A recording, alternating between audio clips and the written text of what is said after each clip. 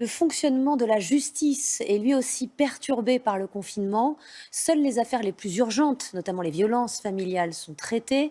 Les tribunaux sont vides. Juges et avocats apprennent à travailler autrement. Reportage au tribunal de Pontoise de Thomas Cuny et Thomas Guéry. Dans les salles d'audience, les plaidoyers et réquisitoires ont laissé place au silence. Les bancs sont vides, le public absent. En temps normal, des dizaines d'affaires sont jugées quotidiennement au tribunal de Pontoise. Mais aujourd'hui, seulement 2 comparutions immédiates. Seules les affaires urgentes sont maintenues. Nous avons choisi de continuer à traiter dans l'urgence toutes les affaires pénales afin d'assurer la paix publique au service des citoyens, et puis les affaires familiales, et notamment la lutte contre les violences faites aux femmes qui ne doit pas s'arrêter dans cette période.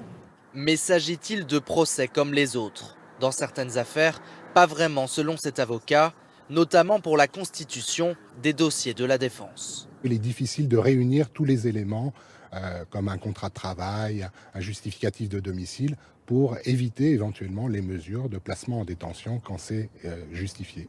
Donc ça pourrait être préjudiciable. Ça peut être préjudiciable si effectivement l'avocat se retrouve lésé dans la constitution de son dossier. Des conditions de travail difficiles pour les avocats et magistrats. Mais maintenir une activité judiciaire est essentiel d'après le procureur de la République de Pontoise. Avec une trentaine de fonctionnaires présents au tribunal contre 350 habituellement, il a fallu s'adapter. Aujourd'hui, nous sommes à effectif réduit, en présence au tribunal, uniquement ceux qui sont nécessaires au service d'urgence, que ce soit la permanence pénale, que ce soit l'exécution des peines, que ce soit les audiences pénales qui sont maintenues. Donc ces personnes-là sont ici en présence, les autres télétravaillent à leur domicile autant que faire se peut. Une situation provisoire qui s'achèvera à la fin du confinement. À l'étranger, d'abord en Italie, si l'on compte 812 morts en 24 heures, la hausse des cas positifs n'a jamais été aussi faible. On retrouve Alban Mikosi en direct.